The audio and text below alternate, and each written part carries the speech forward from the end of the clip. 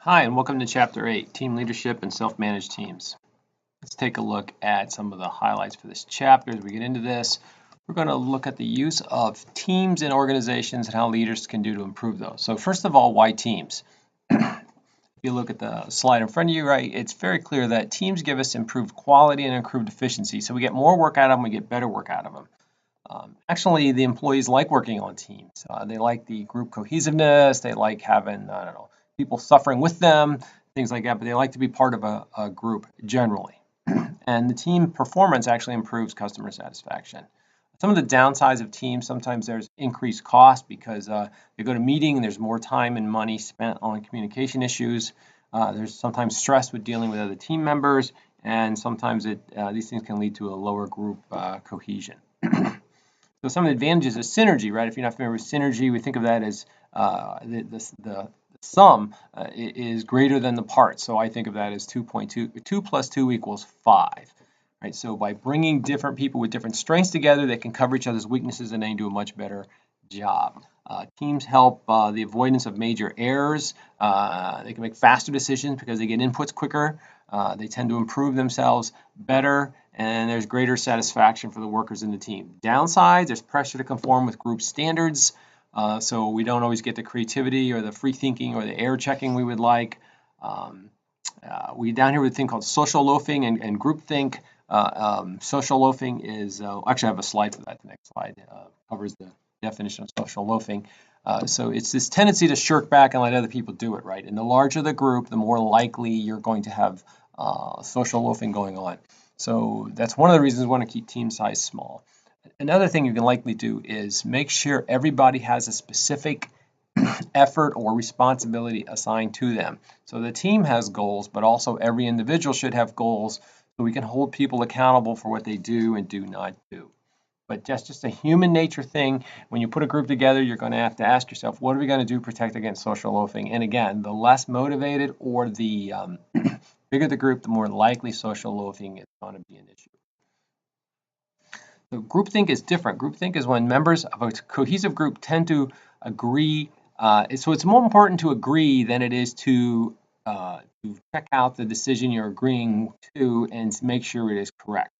So these groups get very big onto we want everybody to agree. We don't want any dissent. Well, stamping out dissent can mean you stamp out those checks and balances that keep the group from making mistakes, and that's how you end up with sometimes calamities like the Space Shuttle Challenger being launched when it was freezing out and some of the seals were frozen or too cold to work anyway, and that led to the explosion and killed everybody on board and blew the Challenger all across the sky. There's lots of examples in groupthink in business where a group of typically well-meaning executives got together and they decided that something would be okay because we all decided it's going to be okay when individually they would not have done that, and they've done something like put unsafe products out in the marketplace. So a great way to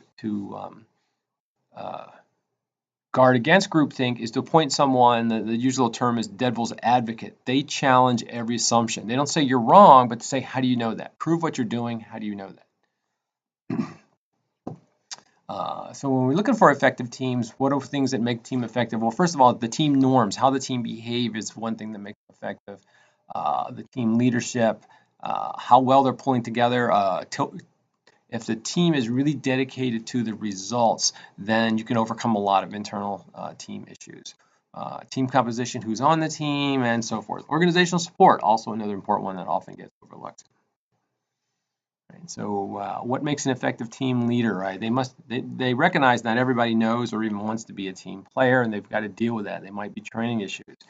Team leaders must have self-sacrificing behavior and self-confidence. So self-sacrificing, they're the first to show, the last to go, right? They're the ones, I never give anybody a dirty job I wouldn't do myself, right? It's those kind of things that the team really appreciates. And they got the self-confidence to know, to inspire the teams that, look, we don't have the answer right now, but we can figure it out. We'll solve this one. Stay together, stay the course. We'll sort this out and we'll get there. We don't know the answer yet, but if we work on it together, we can work this thing out.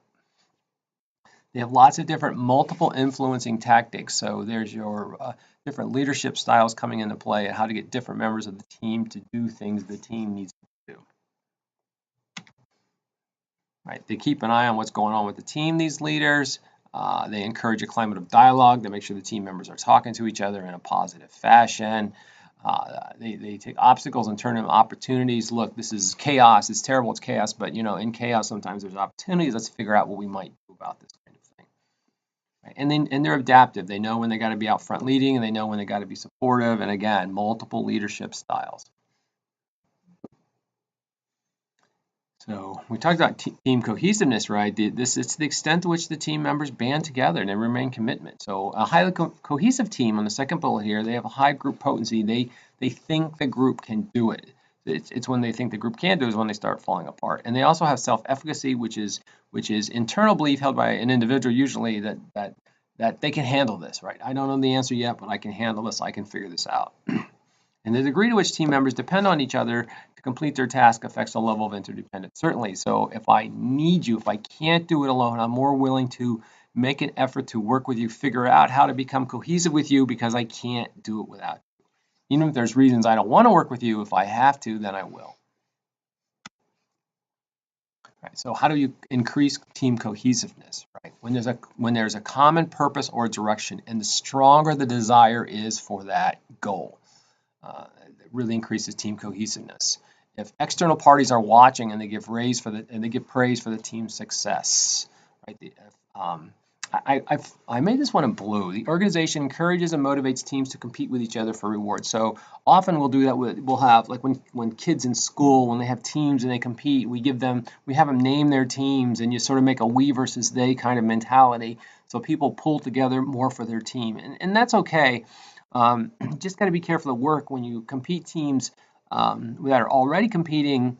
If I can't run faster, then the other option is to slow you down. So I've seen teams turn on each other and they'll somewhat sabotage each other's efforts in the race to see who gets to the goals first. And that's exactly what you don't want in business, right? You want all your teams doing better. You don't want them turning on each other and sabotaging each other. So the more you can get a team usually to pull together, and the stronger the goals, the better the results. Certainly when team composition, most people, when they pick a team, they tend to pick people like themselves because quite frankly, you're your favorite person, right? So team pickers tend to pick people very much like themselves. The problem is that doesn't give you a mix of skills, it doesn't give you diversity, it doesn't give you a mix of knowledge and so forth. And so you wind up with a team that has your strengths and your weaknesses when you think about it, you should absolutely pick the opposite. I think about the superhero movies, right? The different superheroes always have different skills, and that's what ends up saving the day. Even Superman, right? He's impervious to all kinds of things, but not kryptonite. And so if somebody gets some kryptonite, they can weaken him. But then somebody who's not sickened by kryptonite, Batman or Superman, or Spider-Man, or somebody can come in and remove the kryptonite and save Superman. So think of teams the same way. You should have skills that cover each other. So team diversity reduces the likelihood of groupthink, this dangerous thing of we all just going to get along. If we have more team diversity, we tend to have less groupthink. And so it's good to put diverse team members together just for that reason, if nothing else. And size also impacts team effectiveness. So generally teams are 12 and under. So what happens if you need 30 people working on a project, right? Then you would divide them into sub-teams, generally is the thought. Right, so we can see here's a old, I found this description is somewhat graphic or a graphic, not its graphic, of the old Roman legionary army. And you can see 8 men were in a team. That was a squad. They're called a tent party, and they shared the tent, they shared the fire, they shared their cooking for each other and so forth. So that was a squad, and they basically ate, slept, marched, and fought together. And they had to look out for each other so much that if somebody left the post and got back late, all 8 would be punished. It was those type of things, right? And then you have these tent parties. 10 of these would make a century. We always heard a century was 100 guys. That's not really true. Depends on what stage of the Roman army you're looking at. But that was about 80 guys plus some command positions within it. So it was like I think it was like 88 people in a full up century. Then you put together 6 centuries that gave you a cohort, and a legion had 10 cohorts. Although the first cohort had double the normal of the others, and I really don't know why that is. If you ever wonder what a Roman a legion had in it, right? That was a full strength of 5,400 men. Now that was when it was new, before they had fought and taken casualties. Typically, they did not send in replacements like we do. The legion just shrunk and shrunk and shrunk until they sort of rolled a couple legions in together. Because they thought cohesiveness was everything, so they would have these groups. They would keep the century, even if it was half size. They would still call it a century, or sorry, a legion, which is not the way we do it in the military. Organizational support is something you might not have considered. I know in my first leadership days and project management of leading project teams, I didn't realize how much you needed the support of the organization. So strong teams have strong support from top management. So top management is looking out for them. They should get them the resources they need. They should get them the help they need. Sometimes when top management want to know why the team isn't succeeding, it's because top management isn't given the support they need. But it's up to the team leader to try to go and get the support. They may or may not be successful, but if it's not there, they should go and try to get it. What happens when you get more support? You can get a supportive climate and culture. You can get adequate resources. You can get recognition and reward for team members, right? And maybe you have to change the structure a little bit to make it more flexible. And all those kind of things will give you a more focused team and more team creativity, which is one of the things we're looking for out of teams. Other things we can do to get more creativity, match the right people to the right assignment, certainly. Giving team members autonomy, right? You got to give them some leeway to be creative. You got to watch out the doomsayers and other people that are creativity blockers, or people that like to lop people's heads off for making the slightest mistake. You're not going to get much creativity going on then. You got to be sure you have the time and people in the right environment to foster a creative environment. Right. Types of team, we'll kind of run through these quickly here. A functional team, that's basically your standard, like a department, right? The accounting department is a functional department, and if you had an accounting team, that'd be a functional, right? So we'd see like R&D or human resources or whoever. A cross-functional team is just that. They're across the different functions. So you have people from different functions in a team. And what you get out of that is, and I've used a lot of these in my engineering days, you get a lot of interaction and cooperation between the groups that you might not get in a functional organization, which people tend to protect their own team's turf and not so much the organization as a whole. You get this cross-fertilization of ideas from people. You can make things work better. When you do this right, you'll get all this rich and diverse knowledge on a team. So improved coordination. You won't have mistakes in communication between the different functional areas because they're all there in the meeting room together. Avoidance of problems, because if one group is about to make a mistake, another group might tell them why that's not okay, why they need it to be differently. So you don't have to find out later and then redo a bunch of work. So you get lots of sources for information. There are lots of contacts outside the group. So because there's different people from all over the organization, and so you end up with lots of contacts to help you solve your issues. And this leads to speed to market. And by that we mean it takes less time to develop products or to solve problems and get them out there. So cross-functional teams are able to develop products much faster than, say, one group works on a product and then they pass it to the next group and they pass it to the next group, right? So all this leads to a level of synergy that makes it really useful. And that's why this is a sort of highly valued organizational tool today. A virtual team is when the teams are geographically distributed, and basically with the internet and smartphones and all of that, it's very easy to get people from around the globe even working together, and they might in different time zones and all that. There are some issues there that don't happen when you're face to face, but it does allow you to really pull on a totally different and almost unlimited labor pool. So you got to think about collaboration and communication. How are they going to talk? When they're going to meet? How does information get passed back and forth? How does work get passed back and forth? What happens if somebody has an issue? Who do they talk to about these things, right? So this stuff matters. In my grad program, there was a guy who ran a IT company, his own IT company. Basically, he would bid on jobs in Spanish-speaking countries. He did IT for banks, and he would do upgrades. But when he got a contract, he was the only guy in his company. But when he got a contract, he would call a bunch of contractors, right? They were IT consultants and temp types, and he would hire them on hire them for 3 months, hire them for 6 months, hire them for 12 months on this job, and then when he'd pay them good money, and then when the job was over, right, they were finished with their contract.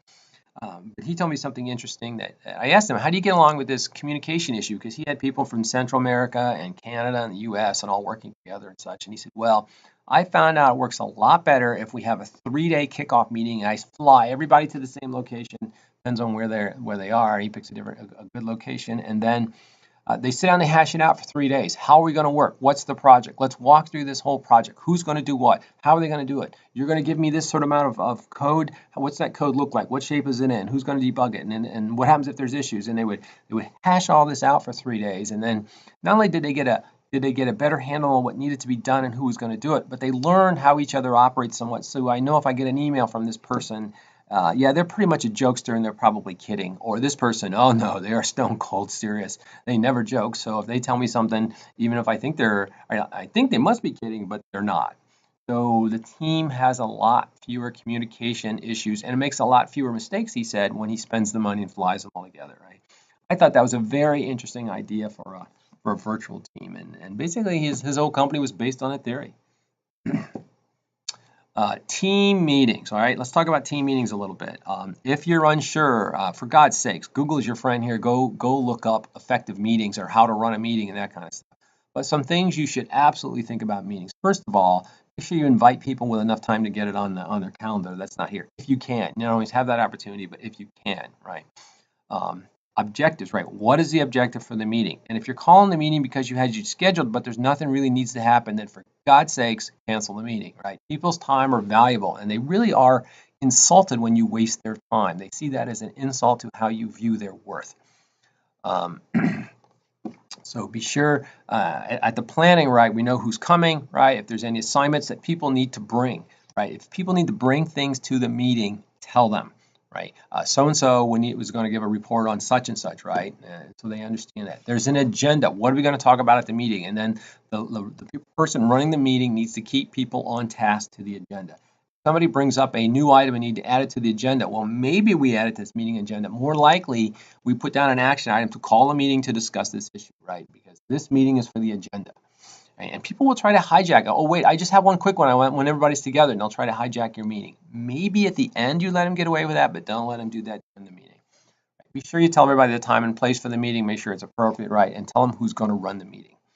And then once the meeting starts, right, each meeting should cover the following, right? Make sure you understand the objective, right? Make sure you walk down the agenda, cover all the items. And at the end, and this is most important, summarize and review any assignments / action items during the meeting, right?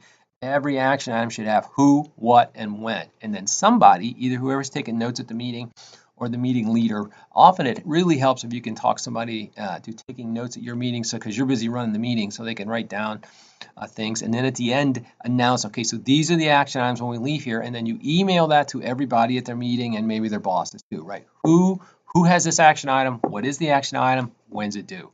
And if they don't know when they can complete it by, that's okay. Put down a date when they're going to report back that they know when the completion date is going to be. So if you don't know, it's a big job and you don't know how long it's going to take, okay, then in 2 weeks, I'll put down here, you're going to come back and tell us when the completion date is going to be. We don't like things to be open-ended because then they don't get closed, right? And if you just did those simple things, right, meetings would go a lot better. By the way, another trick, if people are pontificating, if they sit around BSing too much and talking too much, I used to have meetings on the factory floor where everybody had to stand up. That's literally what we called them stand-up meetings, because when people are standing, they're much less likely to sit around and basically, why use one word when 3 words can serve and all of that. They tend to be much more on point, on task, and meetings get out of there much quicker. And I've even heard of companies that just take the chairs out of the conference rooms. And so people just go in there, they stand around the table, they have the meeting, and they're out there. And there's not many 2-hour meetings when you do that, right? Most meetings last 15 minutes or less. You're in, you're out, you're done. And I think that's not a bad way to go. We talked about self-managed teams. Let's mix the slides in a little bit of order here, right? So self-managed teams, self-managed teams, not virtual teams. So self-managed teams, sometimes there's more quality, speed, and process or innovation involved, so the team just sort of manages itself. Sometimes there's more of a sense of belonging because it's not so-and-so's team, it's our team. So that leads to greater employee motivation. Sometimes we do this in new product development because it really accelerates the new product development.